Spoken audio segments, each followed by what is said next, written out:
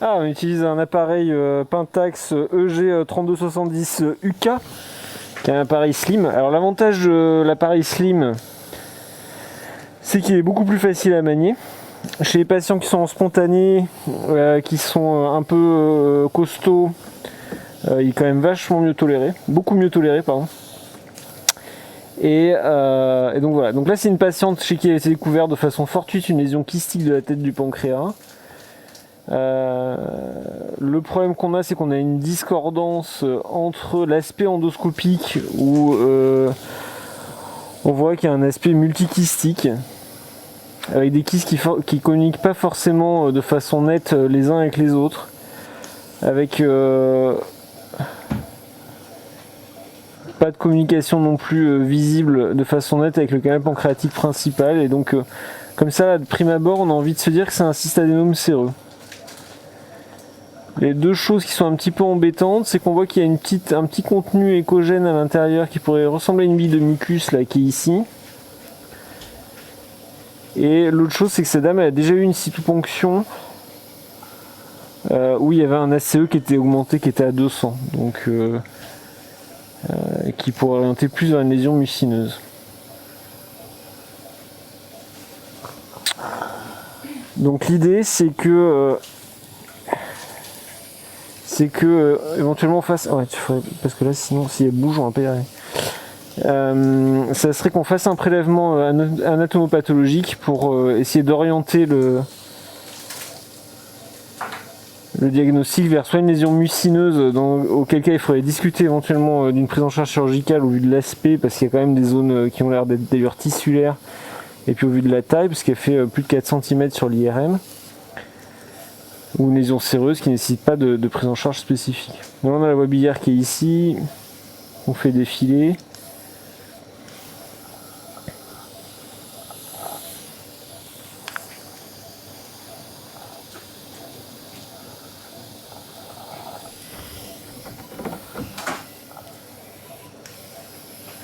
Alors j'essaie de repérer son canal pancréatique pour essayer de voir s'il y a une communication.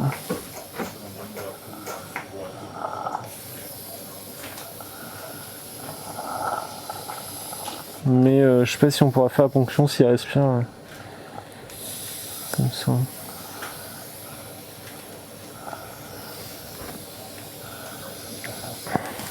Ah, merci. Donc le canal pancréatique, il est ici, là on le devine, mais bon, elle est pas très écogène la dame. On le devine ici, là. Impossible de dire si ça communique. On va se mettre par la transgastrique, on va avoir l'isthme, le corps et la queue du pancréas. Je veux bien une compresse sèche, s'il te plaît, Christophe.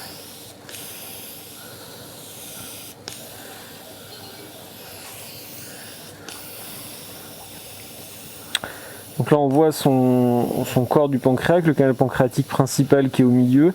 Je vais aller vers la tête, c'est de voir si je vois la lésion qui est au bord supérieur de la tête du pancréas, je vais pas la voir.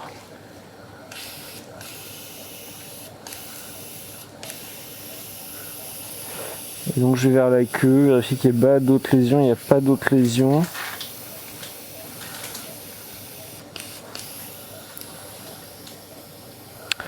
Ça c'est son foie gauche, hein, une nage cette dame. Il est très hétérogène.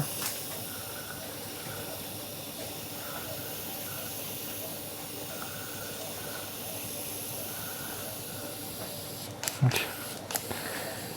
On va aller voir en D2. Alors l'avantage du slim, c'est qu'effectivement il est un peu mieux toléré par les patients, il est un peu plus maniable, pour l'apprentissage c'est pas mal, c'est assez intéressant. L'inconvénient c'est que comme il est plus fin, il est plus souple, et donc pour faire la ponction c'est pas toujours évident, il y a des zones qui sont difficiles à atteindre. L'autre problème c'est lorsqu'on est dans le deuxième duodénum, notamment pour explorer la papille. Vous voyez, si je pousse mon endoscope tout de suite, comme il est souple, j'ai du mal à rester en position, quoi.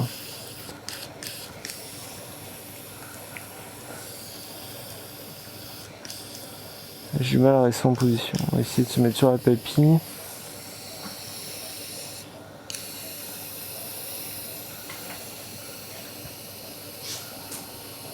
Là, je suis en train de boucler et du coup, je peux pas avoir ma papille. Il y a une image kystique là.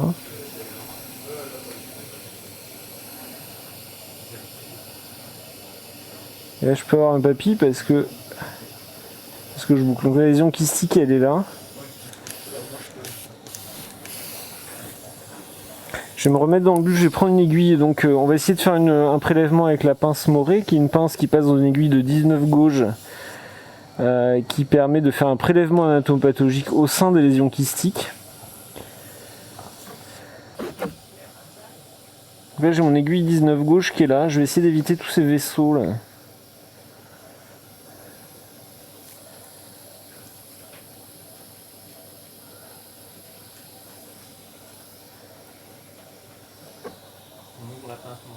Attends, non, attends, déjà elle bouge, elle lève les bras si tu veux.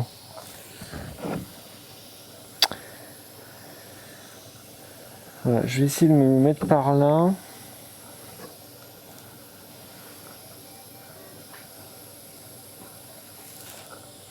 Elle respire très fort.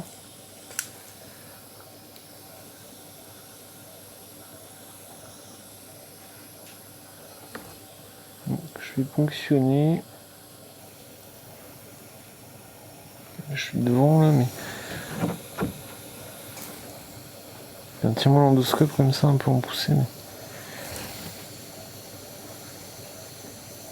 Ah, ça y est, chante. Alors, on va prendre la pince Moret du coup.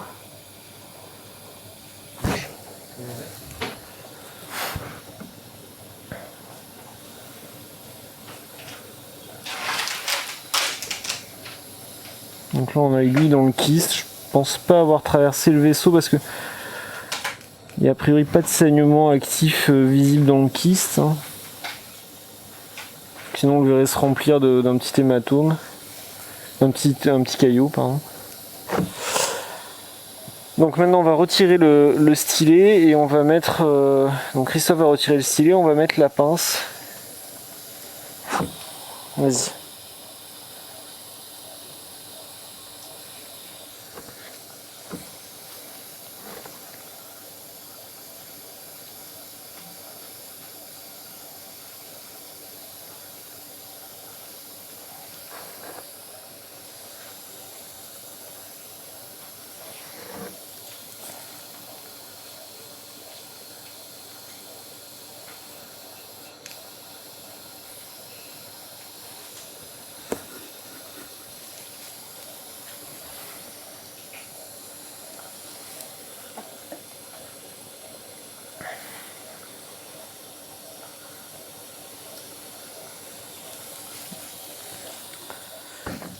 Non, faut pas l'enrouler. Ouais, voilà. Elle passe la main, on va la mettre dedans.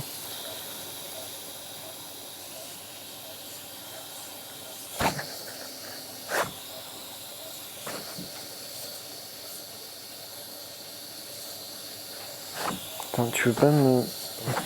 Ah voilà, merci.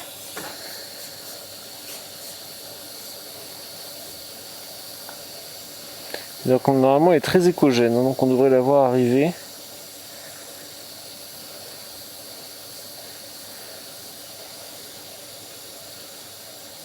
Attends, vas-y, aide-moi.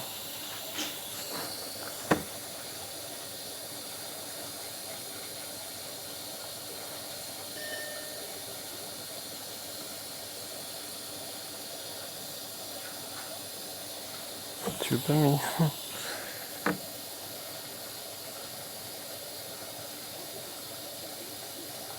Attends, tu me faut un peu de mou. Tu veux pas te rapprocher de moi, n'aie pas peur. Voilà, on la voit qui arrive là dans l'aiguille. Hop là, elle sort. Vas-y, ouvre. Voilà, donc là on voit que la pince est ouverte. Avant de l'appliquer, je vais descendre un peu mon aiguille pour avoir un peu plus de force. Voilà. Là je vais appuyer fort. Là, on voit qu'elle se courbe. Alors je vais descendre un peu mon aiguille. Un peu plus mon aiguille pour avoir un peu plus de force encore. T'es ouvert hein, toujours. Hein. Vas-y, ferme là. Ok, donc là je sens une résistance. Je vais tirer un coup. Alors je vais remonter un peu mon aiguille.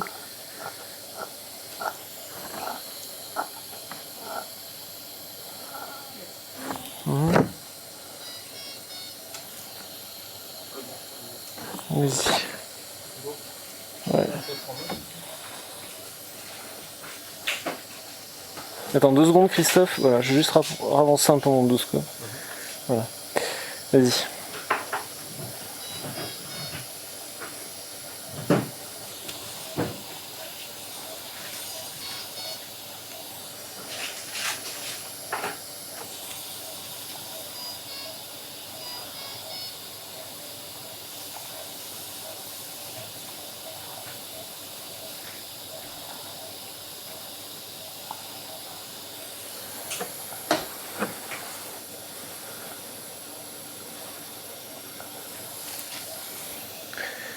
Alors, la principale complication décrite, c'est l'hémorragie. Là, on voit pas de saignement pour l'instant. On dit qu'il faut faire au moins 3 prélèvements, mais ce qu'on fait, c'est qu'on attend d'avoir au moins 3 prélèvements bien visibles, parce que des fois, on est un peu déçu du prélèvement avant de s'arrêter.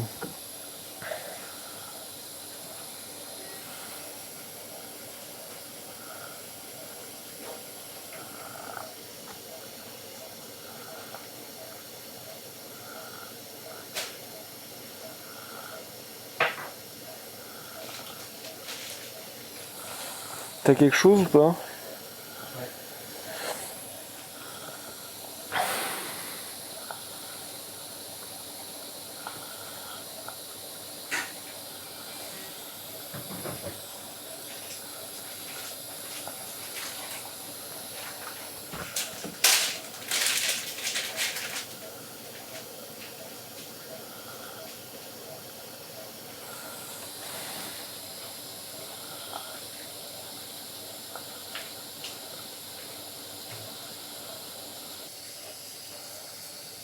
Voilà la pince, vas-y ouvre. Bien enlevé, je vais appuyer mon aiguille. Attends. Rapprocher.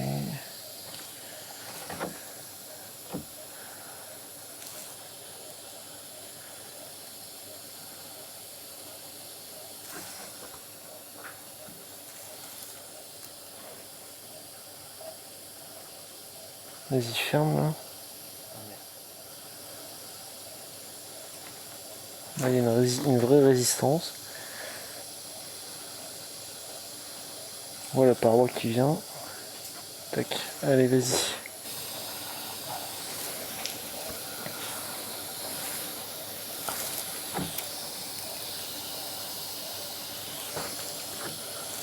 On va fesser le kyste. Voilà, pour essayer d'avoir un peu de liquide.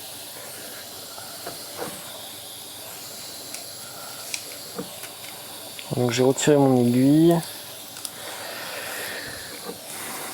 Et puis donc on va attendre les résultats à la pâte. Attends, je mets l'aiguille là, Christophe, excuse-moi. Que je puisse aspirer la dame. Attends, tu peux te tourner Christophe un petit peu vers le... Donc on voit cette lésion multikystique avec des zones qui paraissent un peu tissulaires. Bon, l'aspect évoque un cystadénome séreux, mais il y a encore cette discordance à la fois morphologique et biochimique. Alors j'essaie de repérer son canal pancréatique, mais pas facile à voir, il est là tout fin, sur ma distance de la lésion.